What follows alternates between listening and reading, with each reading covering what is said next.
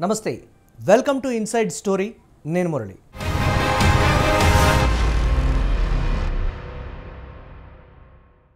తెలంగాణ భవన్లో ఏం జరుగుతోంది గులాబీ పార్టీలో పైకి కనిపించని ఆ గుట్టు ఏంటి అసెంబ్లీ ఎన్నికల్లో అధికారాన్ని పోగొట్టుకొని పార్లమెంటు మెట్లు కూడా ఎక్కలేని ధైర్యాన్ని కూడగట్టుకున్న కారు పార్టీ కంగారు పడుతోందా పడిలేచిన కెరటంలా ఉద్యమ పార్టీ నుంచి రాజకీయ పార్టీగా రూపాంతరం చెందిన బీఆర్ఎస్ ఎందుకు బేలగా చూడాల్సి వస్తోంది రెండు ఎన్నికల్లో ఘోర పరాభవం తర్వాత తీవ్ర నైరాశ్యంలోకి కూరుకుపోయిన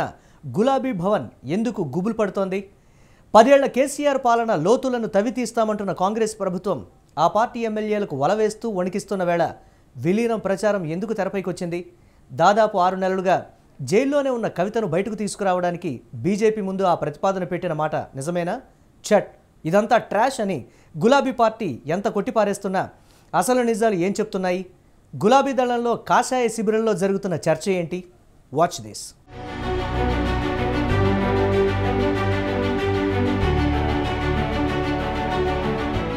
కారు కమలం గూటికి చేరుతుందా కాషాయ దళంలో గులాబీ ఒదిగిపోతుందా పడిలేచిన ఉద్యమ పార్టీ ఉక్కిరి బిక్కిరవుతుందా వరుస ఎదురు దెబ్బలు పార్టీని వణికిస్తున్నాయా విలీన ప్రచారాల వెనుక అసలు కథ ఏంటి దేశంలో అత్యంత సంక్షోభం ఎదుర్కొంటున్న పార్టీలేమైనా ఉన్నాయంటే అందులో గులాబీ పార్టీ ముందు వరుసలో ఉంటుందేమో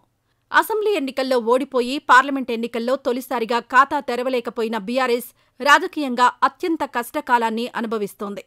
గులాబీ అధినేత కేసీఆర్ కుమార్తె ఎమ్మెల్సీ కూడా అయిన కవిత ఢిల్లీ లిక్కర్ స్కామ్ కేసులో 5-6 నెలలుగా తీహార్ జైల్లో ఉన్నారు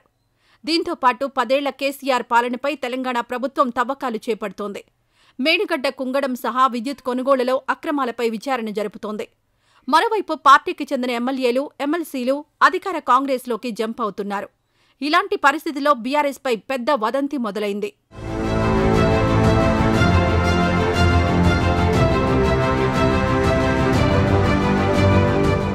ఎంపీ ఎన్నికల్లో బీజేపీకి బీఆర్ఎస్ సహకరించడం వల్లే కమలం పార్టీ 8 స్థానాలు దక్కించుకున్నదని కాంగ్రెస్ ఆరోపిస్తోంది గతంలో ఎన్నడూ లేని విధంగా ఆ పార్టీ లోక్సభ ఎన్నికల్లో ఓటమి పాలవడమే దీనికి నిదర్శనమని అధికార పార్టీ నేతలు విమర్శించారు రాజకీయంగా ఇవి ఎలా ఉన్నా బీఆర్ఎస్ పలుచోట్ల డిపాజిట్లు కోల్పోవడంతో ఈ విమర్శలకు ఊతమిచ్చింది మరోవైపు ఢిల్లీ మద్యం స్కామ్లో జైలుకెళ్లిన కవితను బయటకు తీసుకురావడానికి బీజేపీతో బీఆర్ఎస్ ఒప్పందం కుదుర్చుకుందనే ఆరోపణలు ఉన్నాయి ఈ అంశాలనే కోట్ చేస్తూ సోషల్ మీడియాలో చాలా స్టోరీలు వండి వార్చారు కొద్ది రోజుల కిందట బీజేపీలో విలీనం అంశంపై బీఆర్ఎస్ ఒకప్పటి మిత్రపక్షమైన ఎంఐఎం ప్రశ్నించడం దానికి మరింత బలాన్ని ఇస్తుందన్న టాక్ వినిపిస్తోంది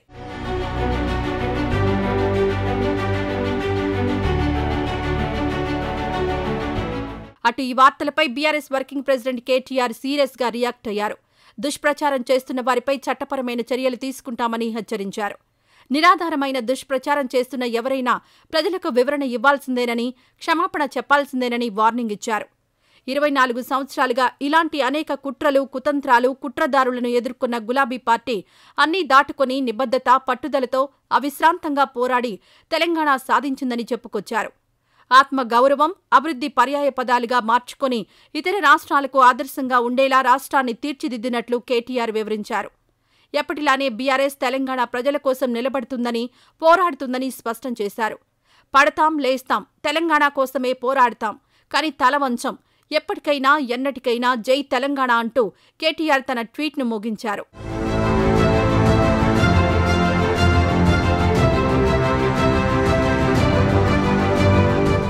అదే సమయంలో ఢిల్లీ కేంద్రంగా గులాబీ బాస్ కొత్త ఆట మొదలుపెట్టారని ఆ పార్టీ నేతలు ఓపెన్గానే చెప్పుకుంటున్నారు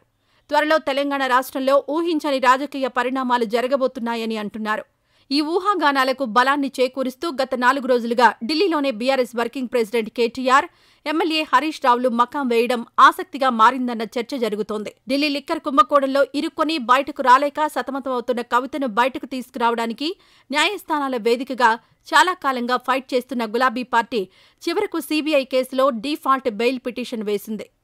కానీ తాజాగా కవిత డీఫాల్ట్ బెయిల్ పిటిషన్ ఉపసంహరించుకోవడం రాజకీయ వర్గాల్లో ఆసక్తికరంగా మారింది.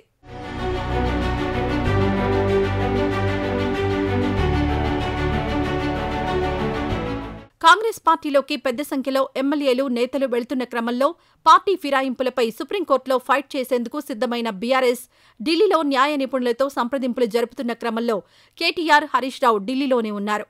బీజేపీకి రాజ్యసభలో ఎంపీల సంఖ్య తక్కువగా ఉన్న నేపథ్యంలో ఎన్డీఏ ప్రభుత్వం తీసుకువచ్చిన బిల్లులు రాజ్యసభలో ఆమోదం పొందాలంటే మ్యాజిక్ ఫిగర్ 121 సభ్యులుండాలి. కానీ ఎన్డీఏ కూటమికి 114 మాత్రమే ఉన్నారు. అందుకే ఆ పార్టీకి కేసీఆర్ పరోక్షంగా మద్దతిచ్చే అవకాశం ఉందని ప్రచారం జరుగుతోంది. ఏమైనా ఢిల్లీ కేంద్రంగా తెలంగాణ రాష్ట్ర రాజకీయాలలో కీలక పరిణామం చోటు చేసుకుంటుందని ఆట మొదలుపెట్టిన కేసీఆర్ సీఎం రేవంత్ రెడ్డికి గట్టి షాకే ఇస్తారన్న టాక్ పొలిటికల్ సర్కిల్స్లో జోరందుకుంది. మరి ఇందులో వాస్తవమెంతో తేలాలంటే వేచి చూడాల్సిందే.